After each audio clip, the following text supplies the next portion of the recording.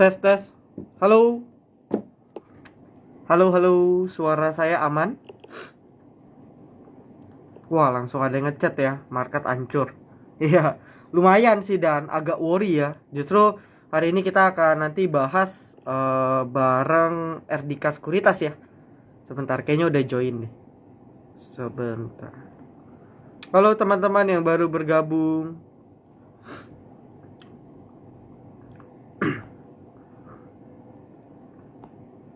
Malam, malam, selamat malam. Bentar ya. Saya iniin dulu. Udah request join dari RDK. Hari ini kita kedatangan dari RDK Sekuritas ya, teman-teman ya. Jadi ya kita ngobrol-ngobrol santai lah, ya.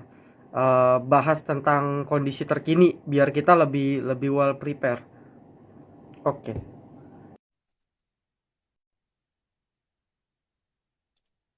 Suaranya merdu, waduh. Ini pujian atau sarkas ini ya? Halo, apakah suara saya terdengar jelas? Halo, halo Mas. Ini saya panggilnya Halo. siapa nih? Mas Hai, Terence atau apa nih panggilannya nih? Mas Terence, Biasanya. kok Terence atau Terence aja juga boleh. Oke, Koter aja kali ya saya singkat deh ya. Oke, malam. Koter apa kabar? Malam, baik-baik Ba- nih. Baik. Oke, oke. Suaranya terdengar ya. Di saya sih jelas banget. Teman-teman Oh, gimana nih? Suaranya coba aman nggak? Suara di sini kami gimana sih? berdua. Aman ya? Aman harusnya ya. Harusnya aman ya. Hmm. Oke kok. Jadi ini sebelumnya mohon maaf juga ya kalau saya agak pilek ya. Saya gampang Saya juga sensitif pilih sih sama sebenarnya. cuaca. Pilek juga ya. Iya, jadi cuaca, apalagi hujan ya. Saya nggak tahu nih di tempat Koko gimana. Di tempat saya sih hari ini hujan lumayan sering dari siang ya. Oke, Iya. suara aman. Oke, sebelumnya saya izin opening dulu ya kok ya, Koter ya. Saya izin opening dulu. Jadi selamat datang, selamat malam Koter dan juga teman-teman. Baik itu dari Silent Trader Academy maupun dari RDK Sekuritas. Jadi hari ini kita kedatangan dari RDK Sekuritas nih teman-teman. Kalau nggak salah kodenya AO ya, betul ya Mas Koter ya? Betul, Betul dari ya? AO, di Betul. Elite Securities. Kodenya Oke, kodenya AO dan ya bagi teman-teman juga yang mungkin mau nanti cari-cari sekuritas gitu ya, bisa banget follow nanti Instagramnya RDK ya. Nanti lebih lanjut bisa kontak tim RDK aja gitu ya. Jadi hari ini kita akan ngobrol-ngobrol santai aja gitu ya, ngobrol-ngobrol santai. Teman-teman juga bisa tanya apapun lah ya tentang saham, tapi jangan out of context juga ya terkait kondisi terkini. Kita ngobrol-ngobrol santai bareng Koter terkait dampak kenaikan suku bunga nih yang memang imbas ke marketnya dalam 2 minggu ini berasa banget gitu ya. Oke, mungkin bisa di opening speech dulu nih kok dari pandangan Koko sendiri terkait kondisi sekarang gini. Oke, ini tadi sama juga ada yang komen ya. Market minggu ini sejauh ini ya lumayan roller coaster ya. Dibuka Betul. merah, hijau, memerah lagi, ditutup dan ditutup melemah. Dan itu memang itu salah satu penyebabnya memang karena ketidakstabilan ekonomi sekarang dan juga mungkin faktor-faktor global dan lokal yang mungkin kurang mendukung ya. Oke, gitu aja sih mungkin. Dan kalau kita ngomongin suku bunga, mungkin di sini mau di-highlight mungkin dari 3 region ya. Mungkin dari lokal, suku bunga Indonesia sendiri, suku bunga Amerika Serikat, dan suku bunga mungkin Euro area ya. Yang bisa kita perhatikan ya. Suku bunga, inflasi, dan juga GDP growth rate sih sebenarnya. Mungkin tiga itu Hmm. sih yang saling berkaitan, berkesinambungan, dan juga bisa memang menjadi sentimen yang mix sekali ya sekarang. Oke, oke. Dan dampaknya dirasakan banget ya kok ya di market ya bukan di Indonesia aja sih ya. Asia ataupun ya global semua rata gitu ya kena imbasnya. Oke Niko, kalau kita apa namanya kalau kita bilang inflasi kan kebetulan nanti malam ya kalau nggak salah besok pagi ya. Besok pagi kan US punya rilis ya kalau nggak salah ya, koreksi juga ya teman-teman ya. Dia punya CPI-nya rilis dan ya mungkin hasilnya bisa akan jadi katalis negatif atau positif tuh teman-teman ya kalau memang apa namanya tidak sesuai ekspektasi atau misalnya konsensus 8% tahu-tahu kayak kuartal kemarin bisa naik 8,5 dan sebagainya. Oke kok, mungkin aku tanya-tanya sedikit ya kok ya, masih terkait suku bunga nih kok. Kalau kita bicara suku bunga kan tentu ada beberapa sektor yang dalam tanda kutip ya, dalam tanda kutip mungkin dirugikan ya, baik itu secara langsung ataupun secara tidak langsung. Nah, menurut dari pandangan Koter sendiri nih, kira-kira sektor yang paling relate kena dampaknya, bebas mungkin bisa dampak positif atau mungkin dampak negatif, itu sektor apa sih?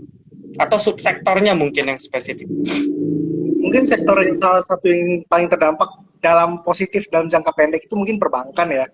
Karena, Mhm. karena dengan suku bunga yang lebih tinggi, orang kan mungkin lebih cenderung memindahkan simpanannya, mungkin investasinya, sahamnya, ataupun ya investasinya dalam in general mungkin ke perbankan, entah itu giro, deposito dan lainnya. Mungkin itu salah satu positifnya di perbankan sih. Tapi mungkin karena juga kita bisa tahu karena kalau suku bunga naik, kemungkinan beban utang dari perusahaan in general Hmm. floating rate pasti naik dong bayarannya. Jadi perusahaan yang mungkin utang-utangnya besar dan tergantung sama valuta asing atau tergantung sama bank itu mungkin yang jadi negatif sih. Mungkin itu sih secara singkatnya ya. Secara singkat, oke. Saya setuju juga sih kok. Jadi kalau bilang suku bunga naik ya nggak usah jauh-jauh, kita yang KPR properti gitu ya. Yang paling Iya. dekat contoh kehidupan nyatanya tentu kalau pakai floating rate akan bertambah gitu ya. Jadi bisa dibilang semua lini bisnis yang ada pinjaman bisa kena. Oke, kok apa namanya kalau kita lihat ini kan kondisi market bisa dibilang hampir semua sektor ya, meskipun tetap mungkin dalam harian day trade mungkin ada emiten tetap yang naik gitu ya. Cuman secara general kita sepakat kalau mostly emitennya pada correction. Nah, kita agak geser sedikit mungkin dari sisi outlook teknikal dikit kali ya kok ya, karena kan nggak enak nih kalau ngomong IHSG kayaknya kalau nggak ngomong teknik. Nah, menurut pandangan Koko nih, kira-kira ini kan terakhir kalau nggak salah hari Rabu ya, atau hari Rabu itu kan market kita kan jebol beberapa support penting gitu ya. Dari pandangan saya juga melihat dia jebol breakdown EMA 200 gitu ya, EMA yang cukup tengah. Dari pandangan Koter sendiri, kira-kira melihat outlook market untuk short term dari sisi teknikal gimana nih? Oke, kita cek ya untuk Boleh, boleh. IHSG sendiri. Ngobrol-ngobrol santai aja ya, teman-teman ya. Teman-teman kalau mau tanya juga boleh ya, langsung tanya ya. Kita ngobrol-ngobrol nyantai aja. Sebentar ya, biar saya lihat dulu juga untuk IHSG. Jadi kalau misalnya kita lihat sih sementara sekarang itu di levelnya itu berada di salah satu, sekarang kan memang IHSG itu di 6.880 ya. Memang supportnya itu salah satunya di 6.600-an bawahnya, tapi support paling dekatnya di 6.835 ya. Mungkin koreksi salah satu support bawahnya. Dan forecastnya itu mungkin ke area 6.700-an ya. Kalau koreksi, tetap koreksi-koreksi itu. Di area segitu sih. Oke, oke, oke. Berarti saya juga sepakat kurang lebih ya. Jadi kalau mungkin teman-teman perhatikan kan ada gap tuh ya. Ada Iya. ada gap yang lumayan besar di sekitar 6.700 berapa saya lupa. Ya mungkin itu jadi target saya, sepakat banget sama Koter. Jadi ya mungkin juga buat teman-teman banyak mungkin yang nanya, oh emiten ini harus cut loss atau gimana? Saya pegang A, saya pegang B, saya pegang C. Kalau dari pandangan saya ini mungkin nanti Koter bisa tambahin juga ya.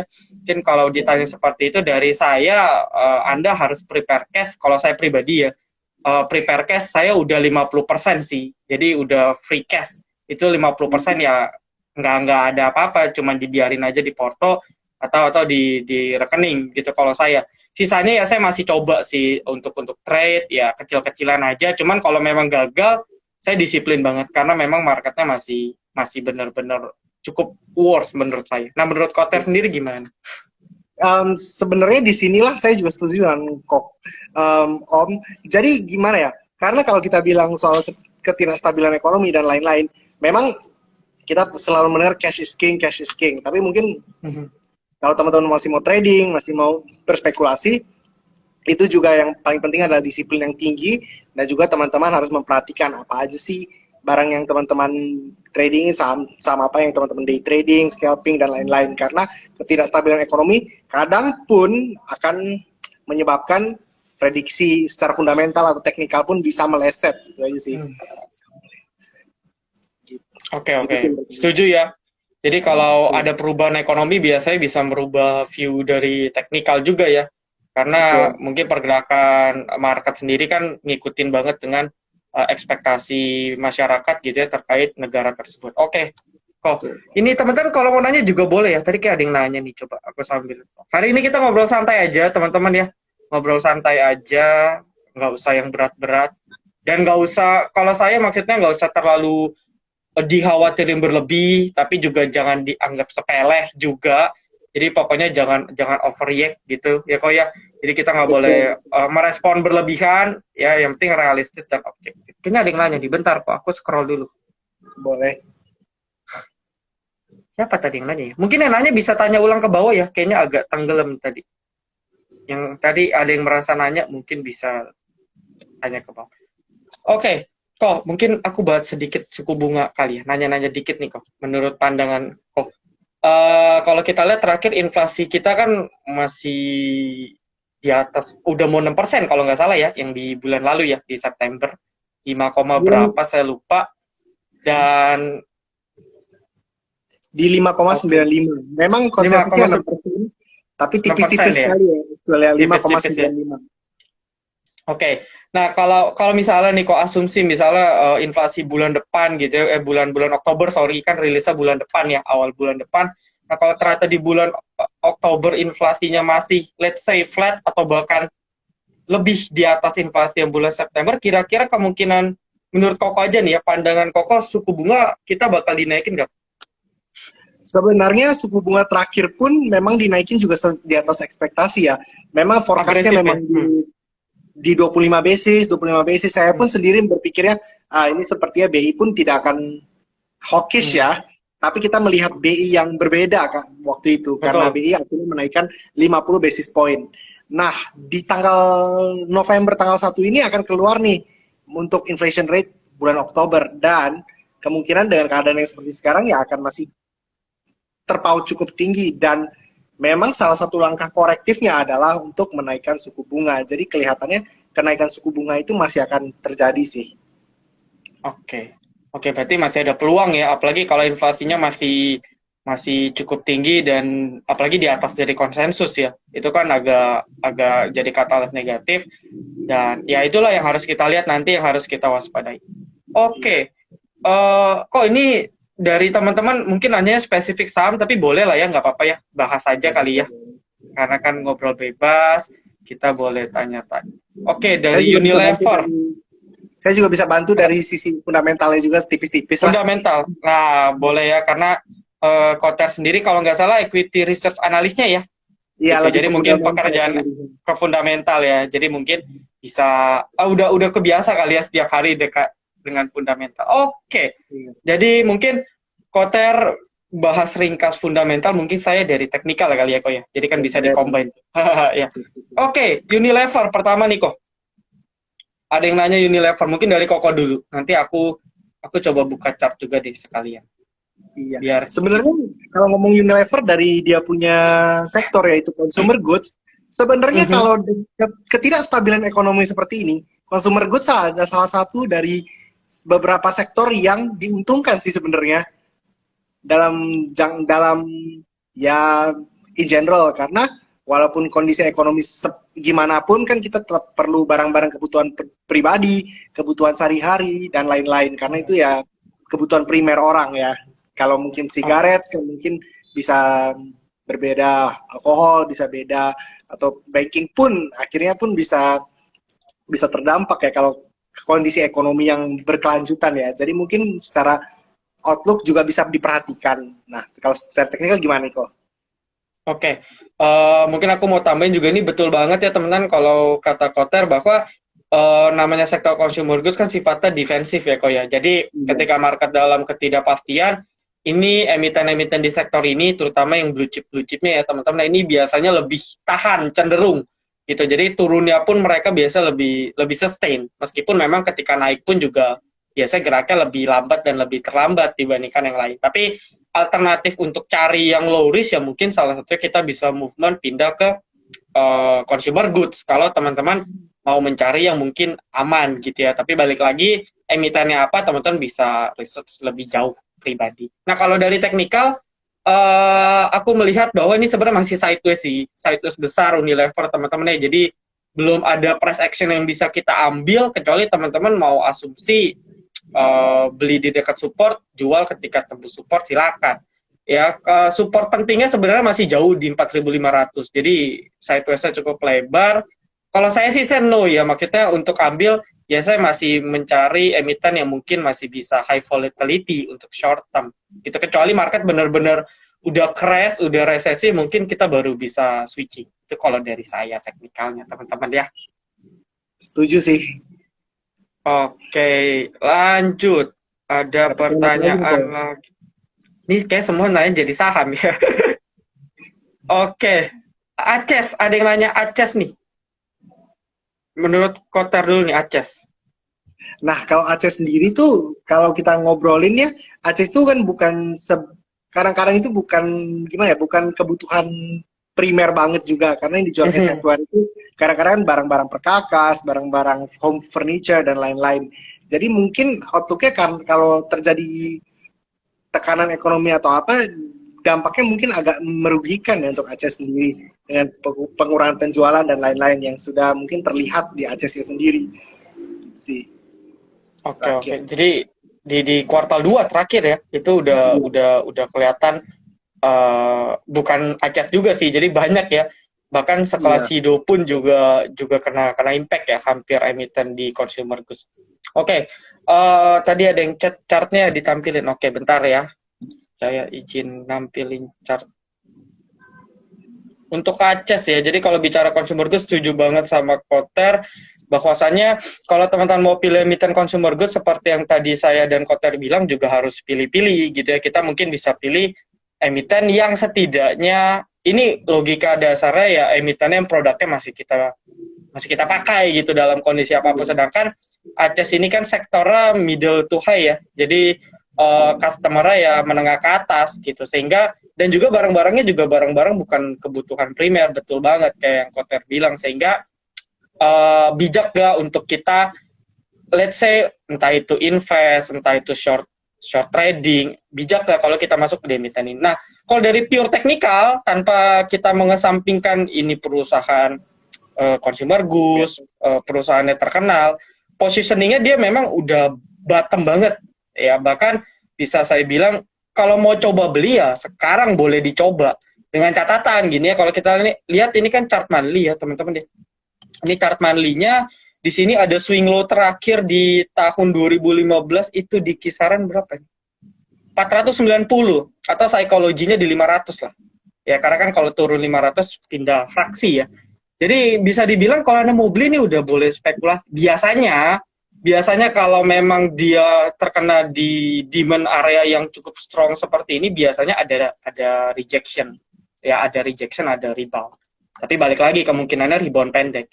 Ya, tapi kalau jebol 490 udah kita tinggal buang aja. Karena kalau ini jebol lagi, next supportnya udah nggak ada next support kuat ya, dan kita nggak tahu nih bisa dibawa turun seberapa dalam. Jadi agak scary kalau jebol. Tapi biasanya ada rejection dulu ya, teman-teman ya, ada rejection. Jadi kalau mau coba silakan, ibaratnya ini nangkap pisau jatuh gitu. Ya, tapi kalau jebol 490, kunci di 490 dicatat aja. Ya 490 jebol ya Anda bisa exit. Oke kok, kita lanjut ya kok ya. Boleh. Oke, ini ada yang nanya nih, Koter. Kertas-kertas gimana Om? Oke gak buat Windrest? Nah mungkin dari Koter dulu. Mungkin kertas itu INKP, Tekim lah ya. Kayaknya kalau kertas identiknya dua itu ya. Oke. Ya. Gimana nih menurut Koter? Mungkin kalau kita lihat ya baru-baru ini INKP pun ada melunasi obligasi atau melunasi utangnya ya. Jadi itu sebuah positif outlook untuk perusahaannya in general ya. Terus tapi juga merilis surat utang baru. Jadi kita bisa lihat ini perusahaannya bisa melunasi dan bisa ngutang lagi. Ini sebuah pertanda ini perusahaannya masih sehat ya. Untuk Kimia, untuk Tekim, kita bisa lihat pada baru-baru ini juga masuk LQ45 ya, Tekim sendiri. Oke, mungkin kalau saya nggak perhatiin sih, saya nggak perhatiin. dan juga labanya yang naik nih bisa diperhatiin juga bagus ya. Jadi kalau udah masuk indeks dan juga kinerjanya bagus juga mungkin bisa di watch nih. Kalau secara teknikal gimana nih kok? Oke, oke. Jadi kalau ini kan pertanyaannya buat Windrest ya. Kalau Buat kita lihat Windows. probability untuk Windrest memang chance-nya lumayan besar emiten-emiten Bagus nih. seperti kertas, ya komoditi lah ya, ini kan termasuk komoditi ya, pulp and paper ini kan komoditi. Cuman balik lagi, kita masih melihat atau masih wait and see data-data ekonomi di 1-2 bulan ke depan ini kan akan berpengaruh banget gitu. Jadi nggak ada yang pernah bilang window dressing 100% pasti terjadi gitu. Cuman memang secara probability dan saya pribadi pun masih meyakini kalau window dressing masih terjadi. So kalau asumsi itu tepat, ya emiten-emiten seperti let's say INKP, Tekim, atau ya emiten yang memang biasanya tiap akhir tahun itu naik, itu teman-teman bisa watch. Jadi ketika justru sebenarnya jadi dua sudut pandang sih menurut saya kok ya. Mungkin Koter bisa nambahin. Sudut pandang pertama, kalau market turun-turun gini, banyak emiten yang jatuh harganya di atas belasan persen, puluhan persen, sebenarnya bisa jadi kesempatan gitu ya bagi kita untuk buy on weakness. Gitu. Jadi bisa ada sudut pandang kita bisa memanfaatkan peluang tersebut untuk entry. Kayak contoh nih, INKP, oh ternyata waktu September hampir mau 10.000 ketinggian. Sekarang harganya udah di bawah 9.000. Nah ini kan berarti kesempatan kita bisa beli, let's say di harga yang lebih murah. Contoh ya, bukan berarti besok kita HK, enggak. Maksudnya ini contoh aja. Kayak misalnya Tekim kemarin hampir mau 8.000, 7.800. Sekarang udah balik 7.000-an. Kita bisa beli. Itu contoh. Jadi tergantung sudut pandang kita. Tapi kalau dari in my opinion, saya pribadi masih meyakini window dressing terjadi dan ya ini bisa salah satu alternatif emiten. Ya tentu harus analisa ulang. Gitu. Oke, oke. Oke. Nah, Kita lanjut lagi ya kok ya. Siap. Nah, aku scroll dulu. Ini ada yang nanya nih, tapi boleh dijawab boleh enggak sih kok ya, terserah ya. Iya. Koter, saham apa yang masih salah harga? Wah, ini pertanyaannya mantap banget. Saham apa yang masih salah harga tapi FA-nya bagus? Boleh Wah, jawab, berat. boleh enggak sih? Wah, berat ya. Mungkin sih bisa diperhatiin aja sih teman-teman Nah, untuk sektoralnya mungkin atau apanya? sektoralnya. Mungkin kalau yang salah harga mungkin kita bisa lihat sektor yang memang diprimadonnakan di Indonesia itu mining, itu beberapa sahamnya kan memang walaupun harganya tinggi, tapi potensi potensi harga sahamnya kalau divaluasi itu masih lebih tinggi ya. Jadi mungkin bisa diperhatikan. Okay. Jadi salah harga itu cukup marak terjadi ya untuk di blue chip mining terutama sih kalau bisa dilihat-lihat. Oke. Kalau Anda tanya saya salah harga, mungkin kita harus paham dulu ya, kok ya definisi salah harga. Salah harga itu kan berarti ketika fundamentalnya masih strong, misalnya fundamentalnya masih strong, tapi harganya kan berlawanan gitu ya. Itu kan mungkin definisi salah harga dari saya. Nah, memang untuk mencarinya memang kita harus research lumayan panjang, teman-teman ya. Jadi bukan kayak kita analisis teknikal 1 menit 2 menit selesai. Jadi butuh banyak pertimbangan dan ya balik lagi kayak tadi saya bilang kalau market masih terus turun gampang gitu. Kalau step pertama cari salah harga, lihat aja rata-rata selama 5 tahun terakhir harganya di berapa. Let's say misalnya emiten A rata-rata 5 tahun terakhir misalnya di 2.000. Lalu sekarang di Oktober misalnya dia turun udah ke 1.000. Berarti kan itu udah di bawah rata-rata 5 tahun. Nah, itu kita bisa spekulasi. Tentu kalau kita ngomong fundamental kita cek, oh ternyata kinerjanya masih bagus. Nah, ya udah kita boleh entry. Ya, let's say minimal dia balik ke harga rata-rata 5. Itu cara paling simple. Tapi balik lagi kalau ngomong fundamental luas banget gitu ya dan perlu research yang lebih jauh. Gitu. Oke. Lalu pertanyaan berikutnya. Betul. Kalau konstruksi gimana nih? Om, kenaikan suku bunga jadi beban berat kah? Oke, mungkin Koter bisa jawab nih. Konstruksi itu mungkin kenaikan suku bunga betul, karena memang konstruksi itu memang syarat dengan liabilitas yang cukup besar ya, dalam jangka pendek atau jangka panjang. Jadi memang itu bisa memberatkan di sektor konstruksi. Tapi teman-teman kalau bisa perhatikan, untuk konstruksi plat merah sendiri, kan mungkin kita pasti nggak jauh-jauh dari sentimen yang udah lama kita bicarakan, yaitu ibu kota negara yang baru ya, yang itu bisa berpotensi untuk membuat proyek-proyek yang baru ya. Memang pemerintah sendiri, Kementerian PUPR sendiri berencana untuk menyetop menyetop beberapa itu ya, nggak ada lagi nih proyek-proyek baru nih sampai ini tahun 2024 katanya ya. Tapi untuk proyek IKN kan memang proyek yang sudah lama, yang sudah ongoing, yang jalan terus ya teman-teman. Jadi mungkin bisa diperhatikan kalau untuk sektor konstruksi sendiri sih, terutama konstruksi plat merah. Oke, oke. Jadi konstruksi plat merah yang besarnya 4 ya, PTPP, Wika, Adi, WSKT. Ya baru Betul. nanti ada anak-anaknya ya, WSBP Iya. yang suspend, ADCP dan sebagainya. Oke, kalau dari versi saya, kalau ngomong konstruksi memang sebenarnya identik banget sama window dressing. Jadi kalau teman-teman cek chart monthly-nya, ambil sampel aja, misalnya apa Wika. Anda perhatiin periode November sampai Januari, mostly di antara bulan itu pasti ada kenaikan tuh. Di ya 5 tahun terakhir teman-teman bisa cek. Gitu ya, walaupun 2018 2019 perang dagang, 2020 2021 Covid. Ya itu masih masih bisa strong di periode-periode tersebut. Cuman kalau ditanya dampak perusahaan terkait kenaikan suku bunga pasti kena impact karena betul banget kayak yang Kotter bilang ya, rata-rata liabilitasnya tinggi banget untuk emiten konstruksi plat merah karena kan apalagi kalau kita baca berita terus disubsidi ya kok ya sama Iya. pemerintah ya, ditanamin modal terus karena memang utangnya bengkak. Karena kalau cek was kita mungkin 500%, debt to equity ratio-nya 5 kali lipat dari ekuitas dan lain sebagainya. Jadi kalau Tidak. ditanya Kita, gimana nih kita kok? bisa kita bisa lihat kalau sektor kalau konstruksi plat merah itu sering banget jual konsesi yang mungkin udah dibangun itu dijual ke swasta atau dijual ke pihak lain untuk dikelola, itu juga mungkin pertanda kan memang untuk memperbaiki keuangannya yang mungkin ya memang utangnya banyak sih ya. Kita bisa lihat dari situ juga kalau lihat berita nih kadang-kadang itu sih kok. Betul betul. Kalau iya betul banget, aku jadi ingat yang paling sering kalau nggak salah dulu was kita ya jual Iya. 4 tol di Jawa Tengah, yaitu menandakan cash flow-nya benar-benar hancur dalam tanda kutip ya. Tapi kalau Iya. kita bicara window dressing ya mungkin menurut saya pribadi different thing karena ini kan siklus tahunan ya. Jadi ya mungkin kita bisa manfaatin untuk momentum short term itu aja. Oke, sama ini melanjutkan pertanyaan nih kok. Ya mungkin ini masih terkait dengan topik kita yang sesungguhnya sebenarnya. Iya Itu sih. ada yang nanya, jadi dampak kenaikan suku bunga gimana? Mungkin dari aku dulu kali ya kok ya. Mungkin dari Boleh. aku dulu izin ya. Kalau Boleh. kalau ditanya kan dari Koter tadi udah cerita, tadi kita udah banyak ngobrol-ngobrol dan ya saling terkait lah pembicaraan kami berdua.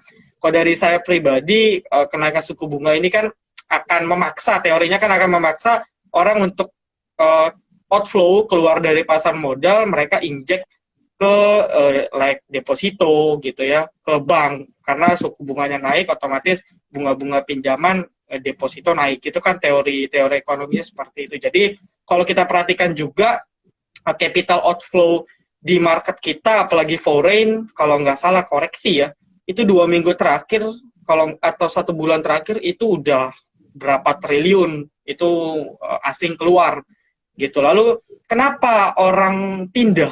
Ya, kenapa orang pindah ke keluar dari kita punya pasar modal? Karena logikanya gini, US itu kan suku bunganya udah berapa ya? 3% ya kok ya? Atau berapa ya? Koreksi ya kalau saya salah ya.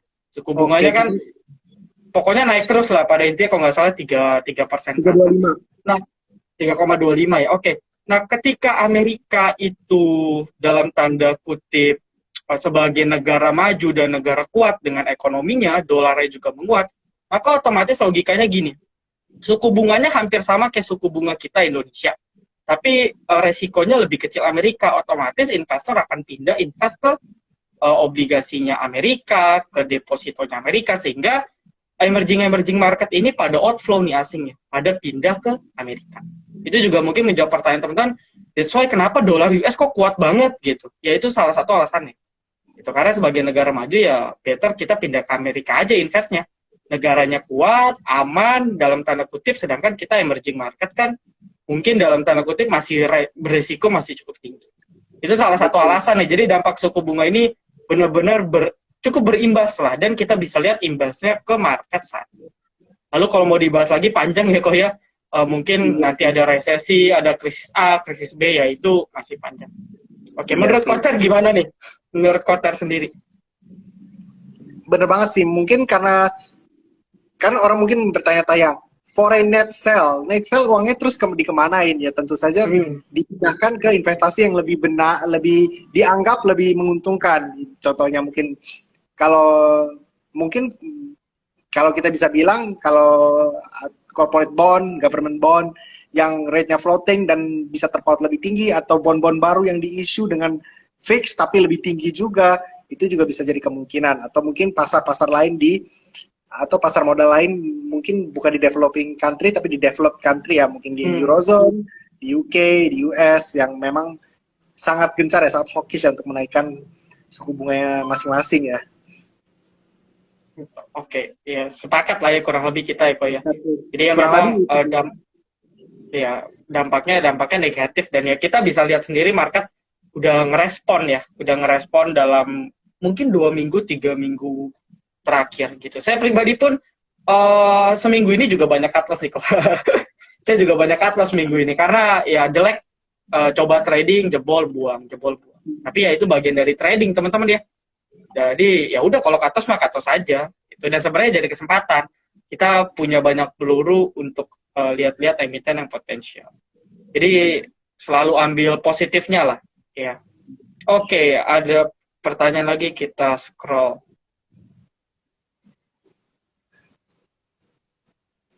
Sebentar ya. Boleh, Om.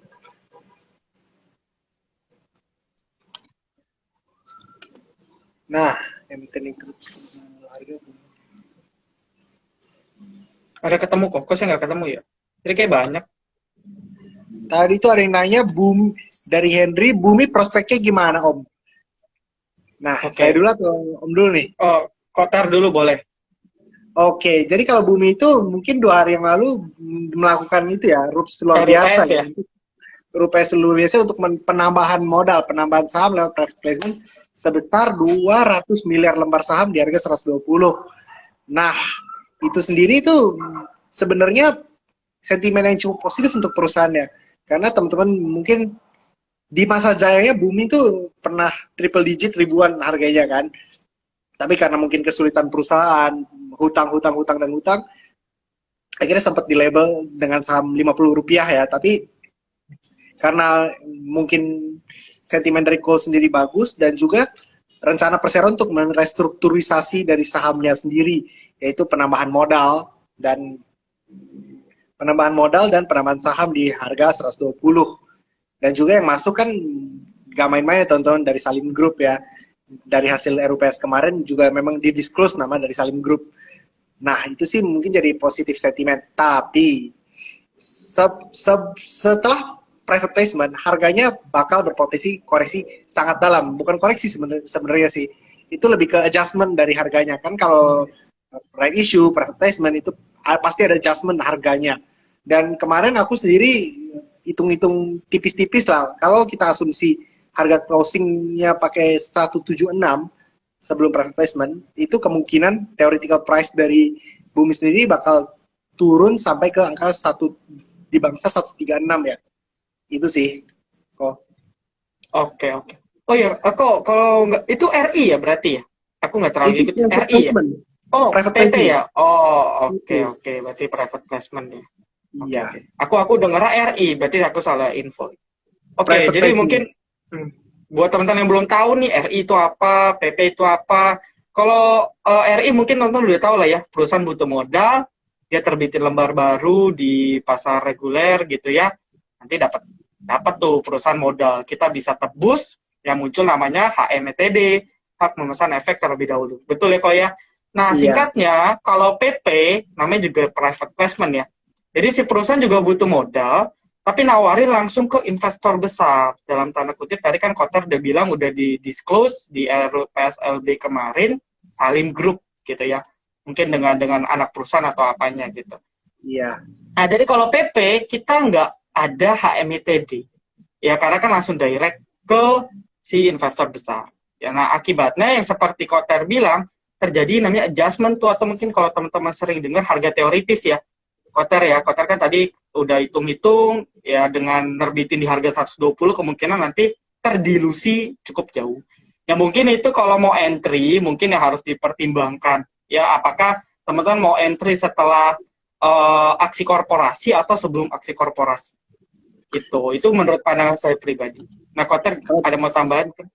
Ada tambahan sendiri sedikit nih, kalau teman-teman perhatiin teknikal, sebaiknya entry setelah private placement. Karena pasti chartnya aneh, tiba-tiba ada zret ke bawah yang pattern apa itu?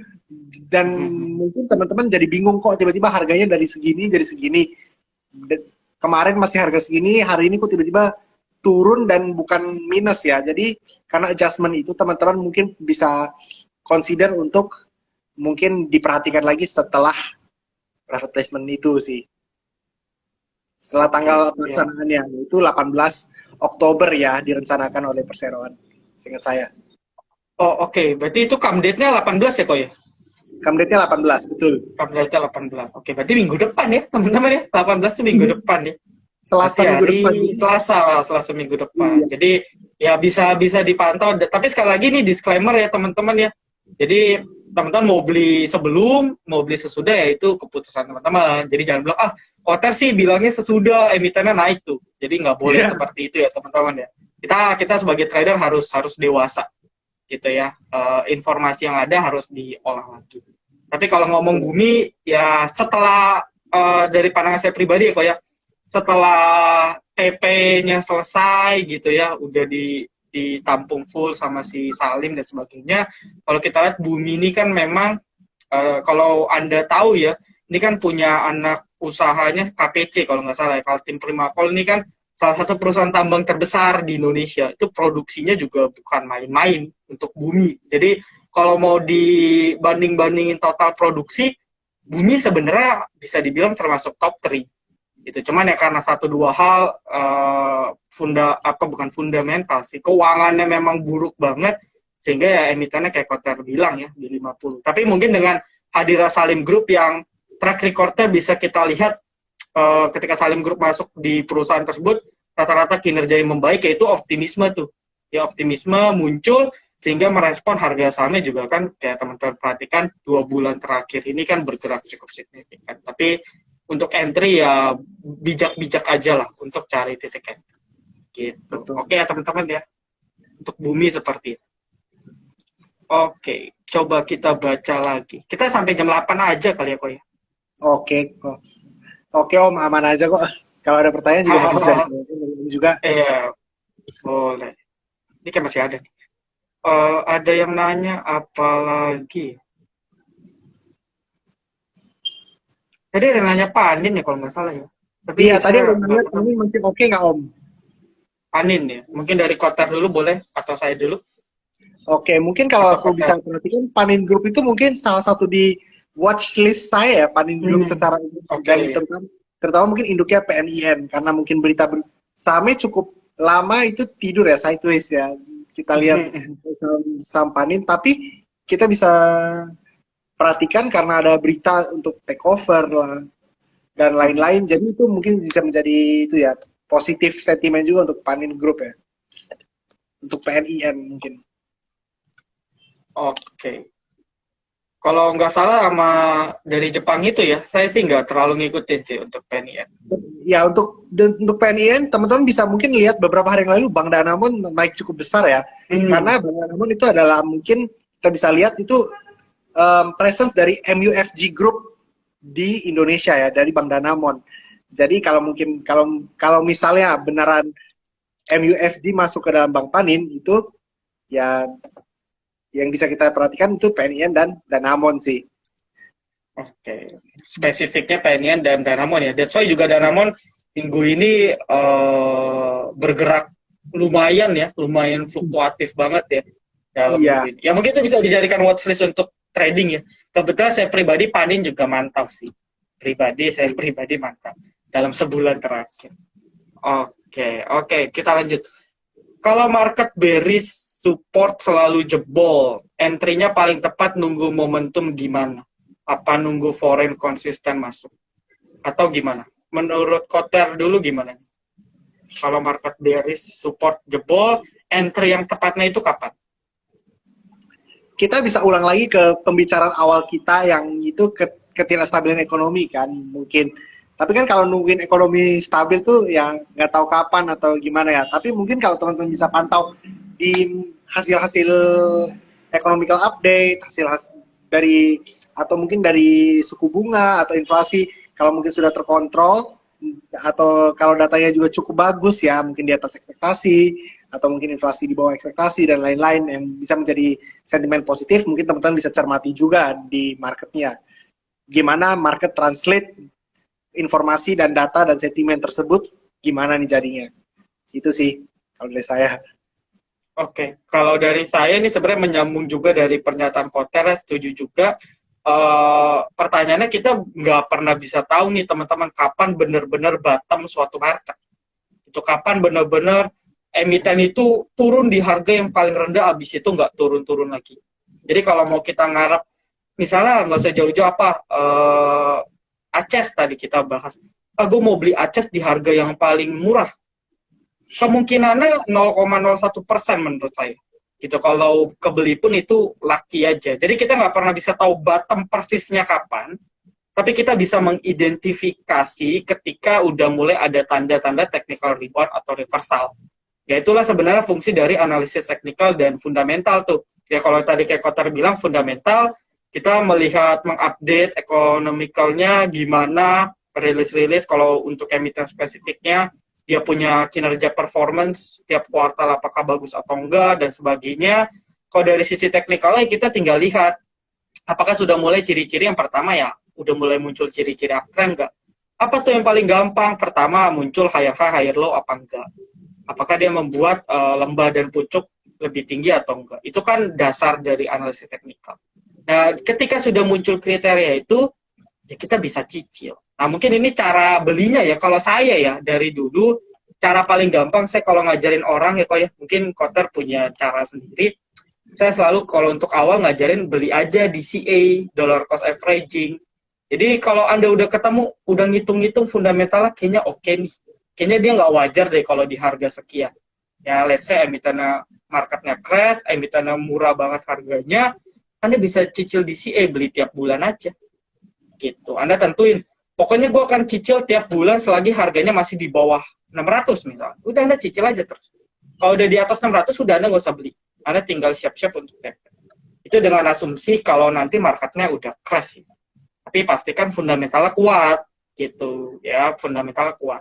Kalau fundamentalnya masih abu-abu, masih cuman dia naik karena rumor, kan banyak nih emiten-emiten teknologi, kalau Anda perhatiin kan ancur semua tuh, udah turun 80%, 90% itu kan buy rumor aja.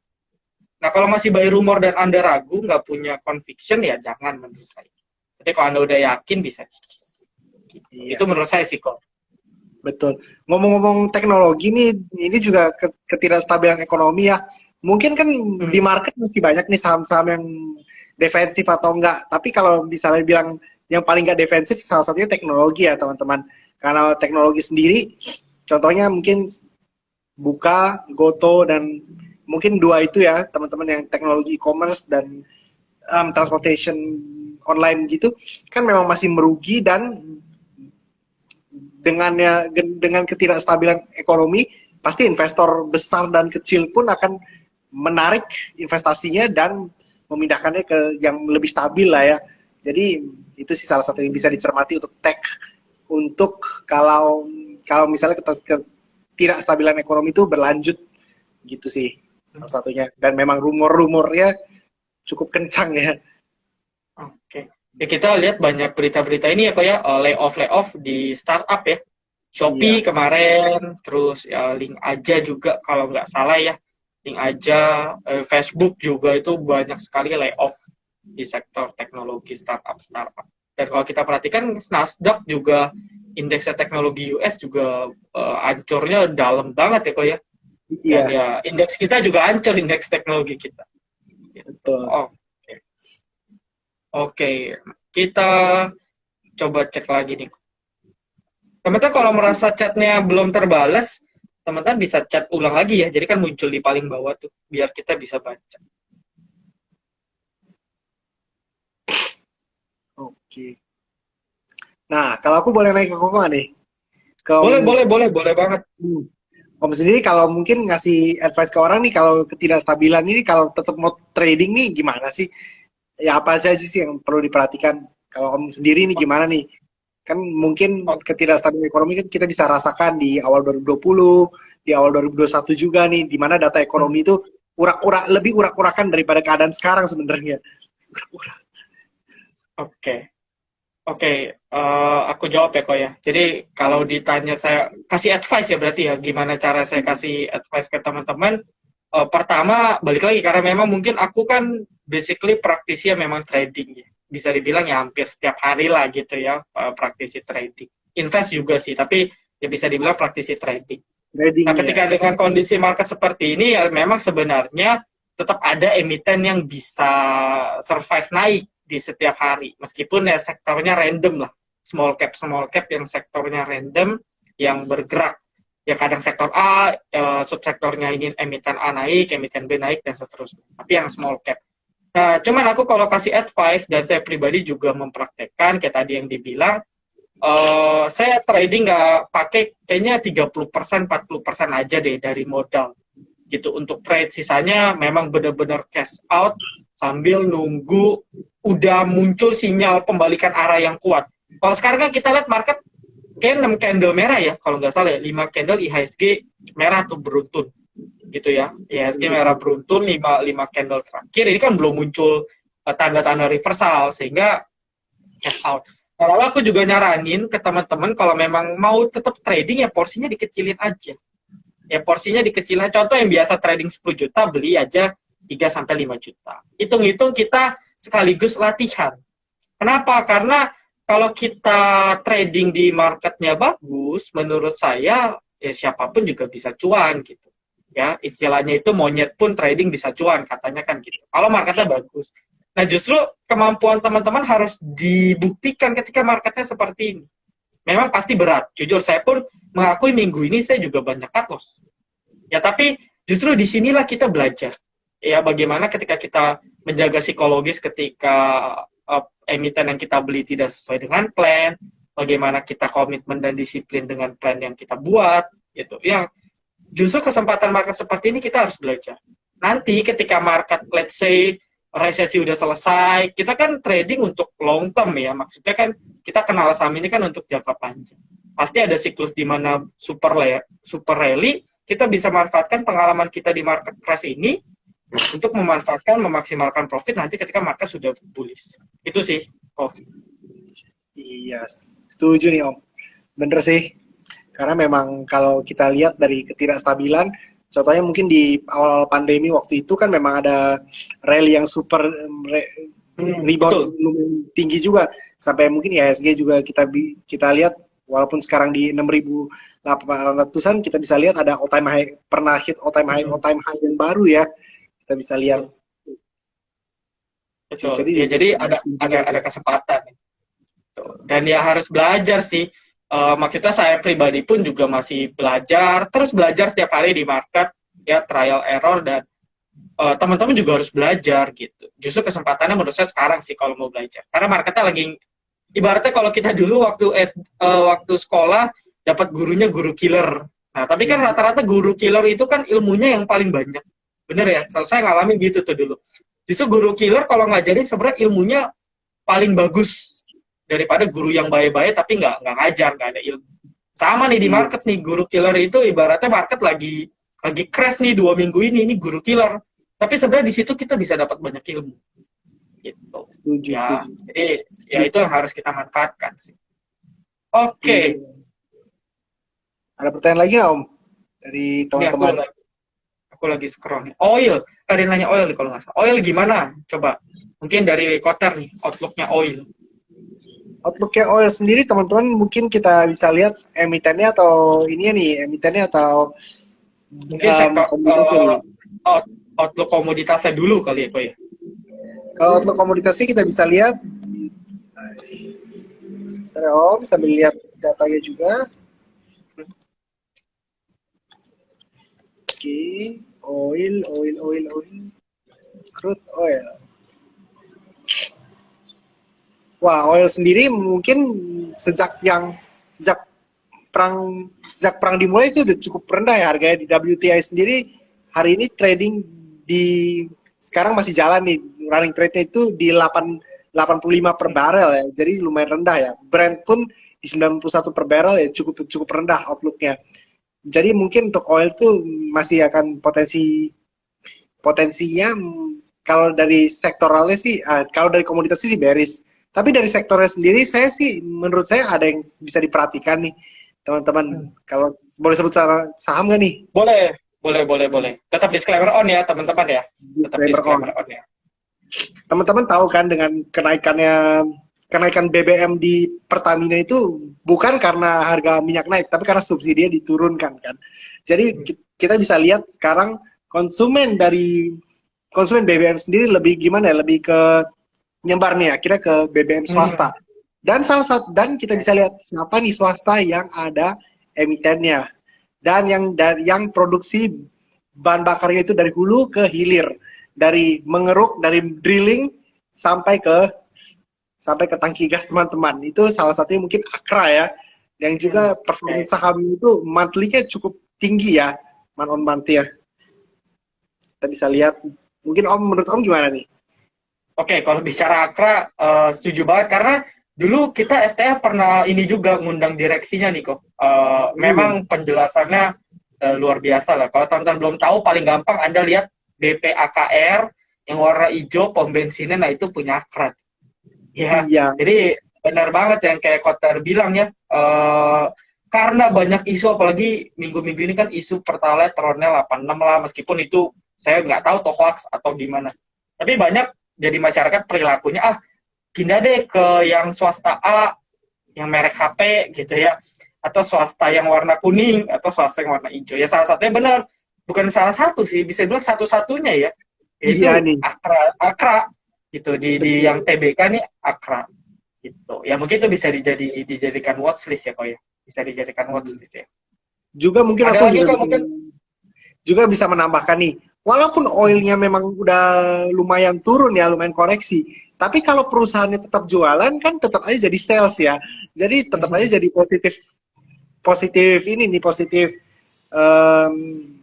sentimen yang positif untuk perusahaannya. Jadi ya itu juga bisa diperhatikan sih.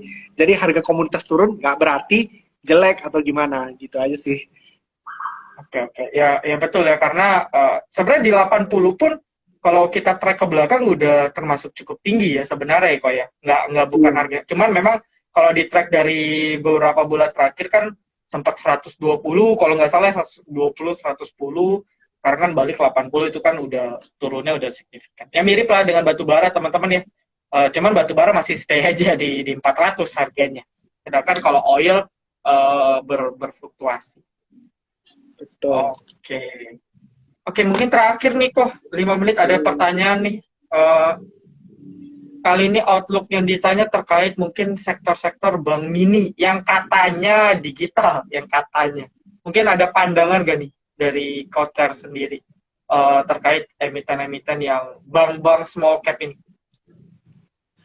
Nah, kalau terkait dengan bank digital itu memang kan kita bisa lihat laporan keuangannya, kalau kita gampangnya itu IPS-nya itu banyak yang masih 0,0000 atau minus. Tapi kita bisa lihat itu salah satu, kalau teman-teman yang untuk trading ya, itu bisa jadi something positif ya, karena ini belum akhir tahun. Dan juga ada aturan OJK untuk buku 3 ya, untuk menaikkan ekuitas. Jadi bank-bank kecil itu lagi banyak yang antri untuk melakukan right issue. Jadi kalau right issue kan memang fluktuasi harganya cukup tinggi, dan juga kemungkinan harganya akan dibawa, ya akan divaluasi lebih tinggi lagi atau gimana. Tapi memang karena kesempatan itulah untuk trading deket-deket corporate action atau untuk trading right-nya, karena bank-bank mini itu mungkin contohnya itu, saya mungkin lihat jadwal saya hari ini, saya biasanya bikin corporate action update, itu salah satunya ada Bank Oke Indonesia, DNAR ya, yang lagi melakukan corporate action. Yang hari ini tuh, ya hari ini ya, come date-nya, right issue-nya.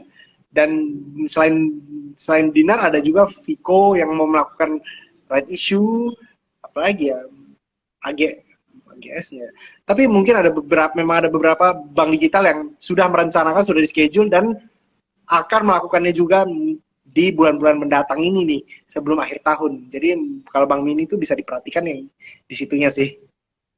Oke, ya mungkin bisa dimanfaatkan untuk short trade ya, karena betul banget kata Koter kalau Rekisu biasanya berfluktuasi tuh. Nah, tinggal Iya, teman-teman manfaatin celah fluktuasinya aja untuk short trade di emiten-emiten tersebut. Kalau nggak salah terakhir baca ya minggu lalu, kalau nggak salah ya, atau minggu ini baca. Ya, baca baca itu itu kan mau PP atau mau RI aku lupa. Habis itu ya mau berfluktuasi. RI. Ya, mau RI ya. Ya, jadi kayak Koter bilang, teman-teman mungkin bisa cek jadwalnya di IDX ya. Di website IDX juga bisa kok baca jadwal Rekisu atau di banyaklah aplikasi ya, platform-platform news yang membahas jadwal aksi korporasi dan mungkin teman-teman bisa manfaatin.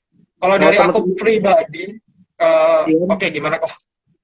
Nggak, aku juga mau ngingetin kalau teman-teman itu nasabah RDK itu kemarin ada upload itunya ya, jadwal RI sampai November akhir ya. Oh gitu, oh iya, berarti, nah buruan tuh lah. Hajar RDK, teman-teman. Buat yang mau cari alternatif silakan. Oke, berarti udah di post ya kok ya untuk jadwal-jadwalnya ya. Iya. Oke, oke. Oke, nah balik lagi kalau dari saya pribadi nih kok mungkin penutup juga ya Bang Mini ya. Kalau bicara Bang Mini, saya selalu bilang ke teman-teman jangan termakan euforia berlebih gitu ya. Mungkin karena angkatan pandemik bisa dibilang salah satu angkatan yang pertumbuhan investornya cukup pesat ya, 2020-2021 kan investor kita jumlahnya bertambah pesat, tapi nggak dibarengi dengan keingintahuan ataupun pengetahuan. Itu yang saya perhatikan, sehingga yang terjadi apa? Terjadi asymmetric information. Ya, ketika emitennya euforia tinggi, ya semua bank digital naik ratusan persen. Bahkan ada yang hampir 1000% ya. Lebih bahkan kalau ngomong Arto, Iya. BBHI gitu ya, itu bisa ribuan persen. Nah, tapi bagi teman-teman yang masih belum paham banget, ikut euforia, beli di atas, dan akhirnya banyak yang sekarang nangis gitu. Arto pun, saya pun nggak nyangka Arto nyampe ke 5.000, meskipun saya nggak pegang. Dulu sempat pegang, udah lepas tahun lalu, tapi nggak nyangka juga bisa ke 5.000. Dan bisa jadi turunnya bisa lebih dalam. BBYB dari mau 3.000 lebih, sekarang udah 800-an. BBHI juga dari 7.000 berapa ya, 8.000 udah 2.000-an. Jadi uh, bukannya bank digital jelek menurut saya, tapi memang ini benar-benar long term banget. Dan yang harus teman-teman perhatikan, cari yang bank yang benar-benar memang sudah ada fisik digitalnya. Sejauh ini kan kalau nggak salah cuma 3 ya, koreksi ya, yang benar-benar saya tahu. Neocommerce punyanya si BBB, Alobank ya punya BBHI, sama ya Bank Jago ya punyanya Arto, itu kan Gojek Group punya. Ya, jadi mungkin ketiga emiten ini, gimana Sebenarnya kok? mungkin Ada punya tambahan? juga, tapi presence-nya lebih sedikit daripada tiga itu. Oh, mungkin BTN juga ya. Oh ada Genius. ya, udah mulai. Oke, cuman mungkin yang highlight-nya ya 3 itu ya yang udah promosi gila-gilaan, bakar duit, cashback dan sebagainya. Cuman balik lagi, ini kalau kita bicara business cycle, perusahaan digital ini menurut saya pribadi kayak lagi prosesnya mereka introduction. Jadi mereka lagi spend, dia punya expense untuk ningkatin user. Kalau bank digital kan mungkin yang dicek adalah usernya ya. Ya kita Iya. nggak bisa review, mungkin teman-teman nggak bisa review dari, oh dia untung, dia rugi. Karena mungkin agak sedikit beda kalau kita bicara bank, apalagi ini bank digital. Itu banyak key factor yang bisa kita lihat. Ini lagi fase introduction, jadi mereka lagi bakar duit, lagi expense, sama kayak perusahaan teknologi lainnya. Nah, nanti baru masuk tahap growth. Ketika expense tersebut sudah membuahkan hasil, teman-teman, nah nanti di laporan keuangan baru terlihat tuh. Dari kayak tadi Kotar bilang IPS-nya masih 0,00, tiba-tiba 10, 20. Nah, growth itu yang nanti bisa direspon market, bisa backer atau multi backer. Tapi pertanyaannya timingnya kapan? Ya itu saya pribadi, saya belum riset lebih jauh dan saya masih no comment kalau ditanya kapan. Tapi saya percaya bagi bank digital yang udah memang strong, ekosistemnya kayak Alobank itu kan Pak Chairul Tanjung punya ya ekosistemnya Arto. Yang ekosistemnya sudah kuat, saya yakin akan comeback. Cuman balik lagi, kalau harga kita terlalu tinggi ya menurut saya sih agak berat. Tapi kalau kita buat yang belum beli, lagi mantau ya, kita bisa cari-cari titik entry yang pas menurut saya. Tapi balik lagi ya, long term. Gitu. Oke kok, udah jam 8 nih. Mungkin dari Koter bisa closing statement mungkin Jadi pesan-pesan ke teman-teman atau bebas lah. mungkin dari aku ya gimana ya, untuk penutupnya aku juga nyampein nggak jauh-jauh dari pembahasan kita. Mungkin kalau perekonomian mungkin kita bisa melihatnya ada potensi untuk resesi atau krisis atau mungkin bearish dan lain-lain. Tapi teman-teman bisa mencermati lah investasi yang teman-teman lakukan. Teman-teman bisa melakukan analisa fundamental atau teknikal yang jelas. Teman-teman juga bisa menelaah informasi yang teman-teman dapatkan di market ataupun dari sekeliling teman-teman. Ya, take it with a grain of salt ya teman-teman, kalau ada yang seperti itu. Tapi aku harap sih tidak akan menyurutkan semangat teman-teman ataupun mungkin intention teman-teman untuk berinvestasi atau bertrading jangka pendek maupun jangka panjang. Itu aja sih, Om. Oke, ya kalau dari saya sih closing statement-nya benar, sebenarnya sih udah disampaikan lah kurang lebih sama Koter. Intinya ya kayak tadi yang saya bilang bahwasanya setiap kejadian, setiap yang ada di market itu kita bisa ambil sisi positifnya. Ya, sisi positifnya kita bisa ambil dan balik lagi kalau kita mau sustain gitu ya, kalau kita mau sustain di pasar modal for a long, ya kita harus benar-benar mantepin kita punya ilmu, fondasi. Kalau Anda invest ya fundamentalnya Anda kuatin. Kalau Anda teknikal ya teknikalnya Anda kuatin. Atau Anda bisa belajar keduanya, itu bisa dikombinasikan. Jadi kedepannya juga kita pasti akan melalui fase-fase seperti ini teman-teman. Fase kita super rally, fase kita nanti mini crash, resesi kecil, itu pasti siklus-siklus yang kita lewati. Karena benar kayak kata Koter bilang, ini kan kita buat long ya. Kita buat long, sehingga ya fondasinya harus kuat. Ibarat kita bangun rumah, ya fondasinya harus kuat dulu. Jadi kalau hujan badai gimana pun, udah pasti rumah kita nggak akan kena badai. Gitu. Dan nanti kalau fondasi udah kuat, mau market gimana pun, saya jamin kita bisa make profit di pasar. Ya paling itu aja sih. Dan mungkin thank you sekali lagi, Koter dan tim Erdika Sekuritas. Nanti next time kita collapse lagi lah ya kok ya. Mungkin kapan-kapan kita collapse lagi dengan topik yang berbeda. Teman-teman untuk menonton live hari ini nih. Oke, thank you teman-teman semua. Selamat malam. Sampai berjumpa di live berikutnya. Selamat malam. Thank you. Thank you. Thank you.